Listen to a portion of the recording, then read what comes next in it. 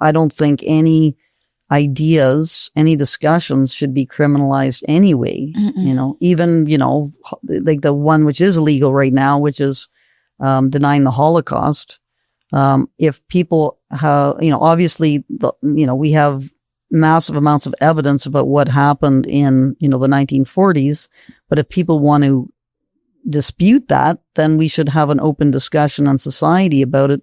People should not be put in jail for trying to say things that they think are true. They could be completely wrong, obviously, but they should be out in the open and talking about it and refuting ideas, not preventing people from speaking. But, the residential schools, asking whether or not they're genocidal, which seems to be the main target of the residential school denialism legislation, that is a much more questionable claim than claims about whether, the killing of Jews in the Second World War was genocidal. Like that's right. Much more substantiated than the residential schools claim.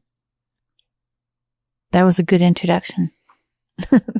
That's a lot of trouble. It is. That's a lot of trouble. And it's been a serious cost for a whole bunch of people, myself included. I had terrible trouble at my university, Mount Royal University, in 2020 and 2021 because of the residential schools issue.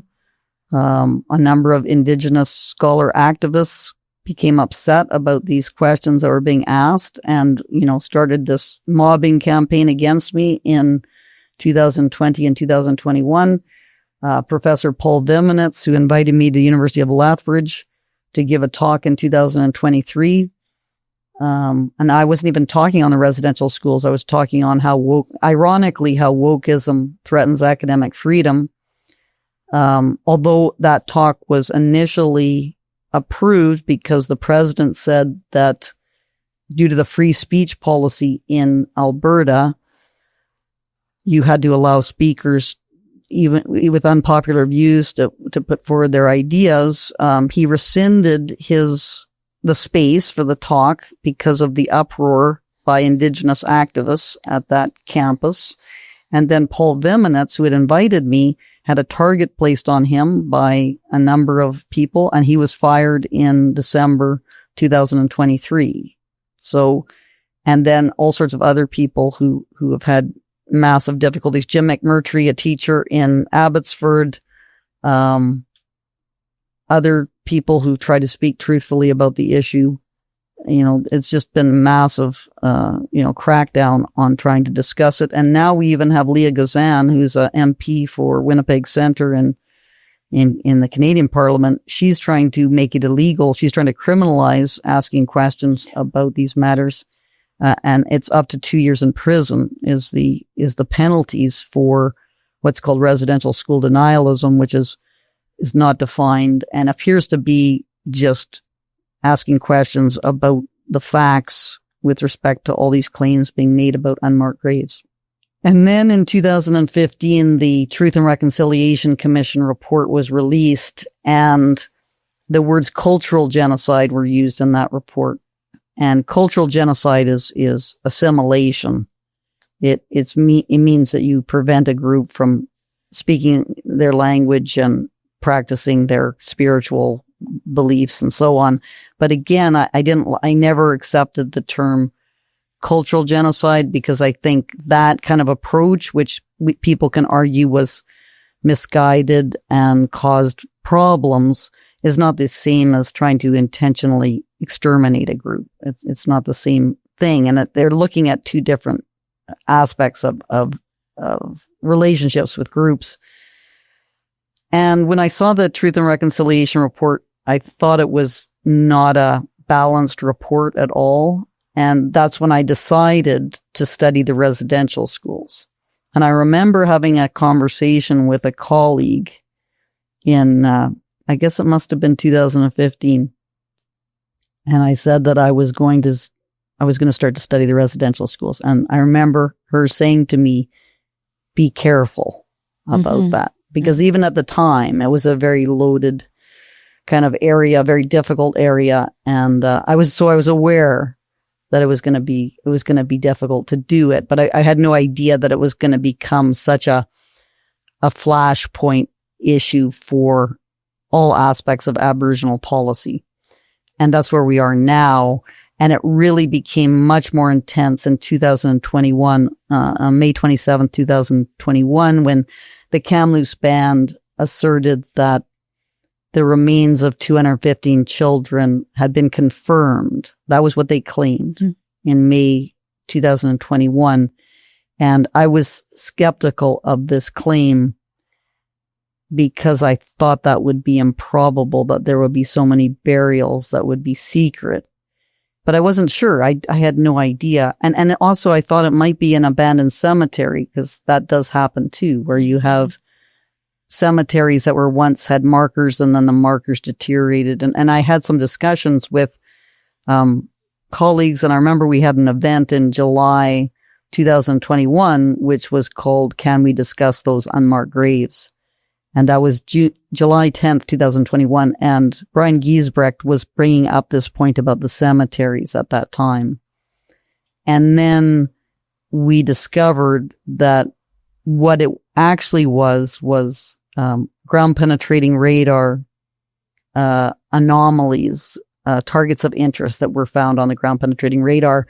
And since that time, I've learned a lot about ground penetrating radar, and ground penetrating radar is not an accurate way to determine whether remains are there. You have no way of knowing what these actual hits consist of, and they could be a number of things. They could be animal burrows, they could be cobbles, they could be rocks, and they have done excavations actually at Pine Creek in Manitoba. And some elders said that they believed children were buried in the church basement. They went and they found 14 anomalies in the church basement. They did the excavations and they found that they were rocks. So that's the kind of mistakes that can be made with ground penetrating radar. And in the case of Kamloops, not one parent has said that their child never came home from the residential school. There's not one name, not one report. So that raises the question, who would those children be that are buried in the apple orchard, supposedly? And as well, the ground penetrating radar, the person who did the survey, who's not an expert in GPR, she's what's called a conflict anthropologist, and she seems to have been selected specifically because of her cultural sensitivity to what's called Aboriginal ways of knowing, which is the stories that are told by Aboriginal elders. She is supposed to have done a survey to begin with to find out what excavations have been done on the site, just so that you can use that in terms of your interpretation. She didn't do that. And so what happened is that the Simon Fraser Archaeology Department had done excavations on one area of the part that she had surveyed, and they had not found any remains there when they did those excavations. So she had to downgrade her findings of 215 targets of interest to 200 targets of interest, because those 15 had been ruled out as being possible remains. Mm-hmm. But that raises the question, if she made a mistake on those 15, then why wouldn't those other 200 be also the subject of skepticism too? So in spite of all this uncertainty about the situation, the Kamloops Indian Band received $12.1 million to do excavations between 2021 and 2023. They have not done those excavations, even though they said that they would in 2022.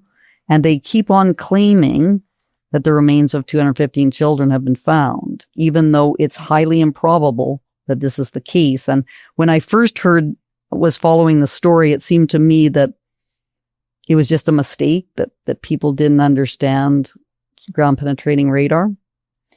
But now it looks like it was a deception that was orchestrated by, it appears to be a number of lawyers and consultants working for the Kamloops Indian Residential School. And in fact, the archaeology department at Simon Fraser University, which is a publicly funded university, that has it's under a gag order by the Kamloops Indian Band, the lawyer of the Kamloops Indian Band, and cannot discuss the case, will not discuss the archaeologist who supposedly reviewed Sarah Bollier's report. And so I think that we need to get really serious about this issue and this claim, because we cannot have groups taking public funds and not being held accountable for what they do with those funds and being able to manipulate a whole bunch of policy areas, which is what has happened. There's been massive implications from that claim that are going to have implications all across the country. One of the most significant being the United Nations Declaration on the Rights of Indigenous People that was passed into federal legislation in June 2021 because of the Kamloops claim that got pushed through Parliament. So we have a whole bunch of unresolved questions, and it's just totally unacceptable that we are not having the truth told about what has happened at Kamloops.